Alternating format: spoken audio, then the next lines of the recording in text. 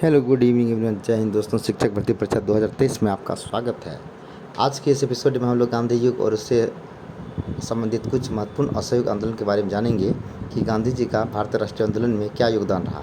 आपको पता होना चाहिए कि गांधी जी 1893 ईस्वी में दक्षिण अफ्रीका गए। 21 वर्ष के पश्चात 9 जनवरी 1915 को गांधी जी दक्षिण अफ्रीका से भारत वापस लौटे। इसी खुशी में 9 जनवरी को भारत में जो है अप्रवासी दिवस मनाया जाता है। तो सबसे पहले हम लोग जानेंगे कि गांधी जी का जब 1915 ईस्वी में भारत में आगमन हुआ था, उसमें गांधी जी से बहुत लोग वाकिफ़ नहीं थे। और उसी समय 1916 ईस्वी में मदन मोहन मालवीय द्वारा स्थापित काशी हिंदू विश्वविद्यालय की स्थापना हुई थी, जिसमें गांधी जी ने अपना भाषण दिया था, जिसके कारण गांधी जी की ख्याति और बढ़ती गई। और 1917 ईस्वी के चंपारण सत्याग्रह में गांधी जी की काफ़ी महत्वपूर्ण भूमिका रही, जिसके कारण गांधी जी काफ़ी चर्चित हो गई थी।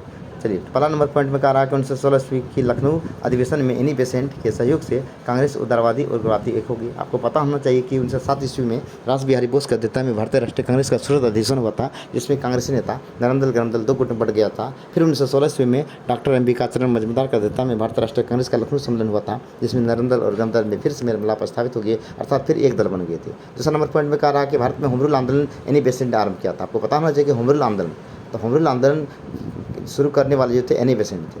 और होम रूल लिंग की बात करेगा तो तिलक और एनी बेसेंट, बाल गंगाधर तिलक और एनी बेसेंट। और दक्षिण अफ्रीका से भारत आने के पश्चात गांधी जी ने अपना पहला सत्याग्रह 1917 में चंपारण बिहार में किया था। और राजकुमार शुक्ल जो किसान नेता थे, उन्होंने गांधी जी को आमंत्रित किया था। और गांधी जी राजकुमार शुक्ल के जो पैतृक गाँव थे मुरली भरलवा पहुँचा था, और वहीं से उन्होंने इस आंदोलन को का शुरुआत किया था और 3 कट्ठा पद्धति को समाप्त किया था, जिसमें 20 कट्ठा में 3 कट्ठा की खेती करने का लक्ष्य रहा था।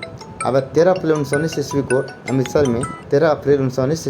में जलियांवाला बाग हत्याकांड हुआ था। किसके बीच में? तो रॉलेट टेट कानून के विरोध में। और रॉलेट टेट का विरोध एवं डॉक्टर सतपाल और सैफुद्दीन किचली की गिरफ्तारी के समर्थन में इकट्ठा हुए थे। इस जनसभा पर जनरल कर्नल रेजिनाल्ड और एडवर्ड हैरी डायर ने अंधाधुंध गोली चलाई थी। और जबकि माइकल और डायर और पंजाब के लेफ्टिनेंट गवर्नर थे, जिन्होंने जलियांवाला बाग हत्याकांड को सही ठहराया था और जनरल रेजिनाल्ड डायर को समर्थन किया था और उधम सिंह इंग्लैंड में जाकर के उससे गोली मारा था। और हत्याकांड में लगभग 1000 से भी ज़्यादा लोग मारे गए। इस हत्याकांड में हंसराज नामक भारतीय था, जिन्होंने अंग्रेजों को सहयोग किया था। इस हत्याकांड के विरुद्ध में महात्मा गांधी ने केसर हिंद की उपाधि वापस कर दिया था। और जमनालाल बजाज ने भी राय बहादुर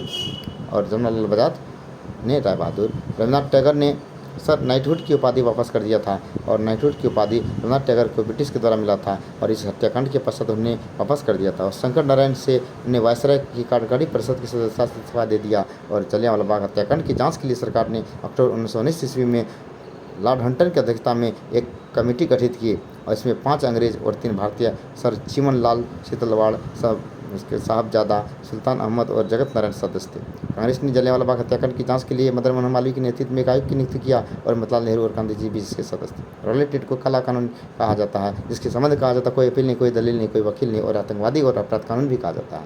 रॉलेट टेट को 18 मार्च 1919 ईस्वी कानून रूप दिया गया। और रॉलेट टेट के खिलाफ प्रदर्शन और महात्मा गांधी का भारत में प्रथम राजनीतिक आंदोलन था। और रॉलेट टेट के अनुसार किसी भी संदेहास्पद व्यक्ति को बिना मुकदमा चलाए गिरफ्तार किया जा सकता, और इसके विरुद्ध ना कोई अपील, ना कोई दलील, ना कोई वकील किया जाता था। यही था रॉलेट टेट का विशेषता। और गांधी जी के इस कानून का विरोध करने के लिए 6 अप्रैल 1919 ईस्वी को देशव्यापी सत्याग्रह की तारीख तक की पंचम तारीख तक की गलतफहमी के कारण सत्याग्रह प्रारंभ होने से पहले ही आंदोलन ने हिंसक रूप धारण कर लिया। और बाल गंगाधर तिलक ने कहा था, स्वराज मेरा जन्मसिद्ध अधिकार है और मैं इसे लेकर रहूँगा। और खिलाफत आंदोलन के संबंध में इंग्लैंड भेजे गए शिष्टमंडल का नेतृत्व डॉक्टर अंसारी ने किया था। और अंग्रेजों के विरुद्ध मुसलमानों का सहयोग और समर्थन करने के लिए गांधी जी ने खिलाफत आंदोलन का समर्थन किया था। और मुसलमानों ने अंग्रेजों की नीति के खिलाफ आंदोलन किया था, इसे खिलाफत आंदोलन के नाम से जाना जाता है। और भारतीय राष्ट्रीय आंदोलन के दौरान भारतीय राजनीति में का शांति काल प्रथम विश्व युद्ध के काल को ही कहा जाता है। 1920 ईस्वी में कांग्रेस के विशेष अधिवेशन की अध्यक्षता लाला लाजपत राय ने किया था और असहयोग आंदोलन के प्रस्ताव को रखा था और समर्थन दिया था। और लॉर्ड चेम्सफोर्ड के शासनकाल में गांधी जी ने असहयोग आंदोलन पूछा जगह कि किसके शासनकाल में रॉलेट टेट कानून पास हुआ था और असहयोग आंदोलन हुआ था, तो इसका आंसर होगा लॉर्ड चेम्सफोर्ड। और सविनय विज्ञान दल की बात करें तो हुआ था लॉर्ड इरविन। और भारत में असहयोग आंदोलन 1 अगस्त 1920 से शुरू हुआ था, 1 अगस्त 1920 से। और 5 फरवरी 1922 ईस्वी को उत्तर प्रदेश के देवरिया में चूरी चौरा नामक स्थान पर कुछ हिंसक घटना घट गई थी, जिसके कारण गांधी जी ने जिसके कारण क्रांतिकारियों ने क्या किया था, थाने में आग लगा दिया था।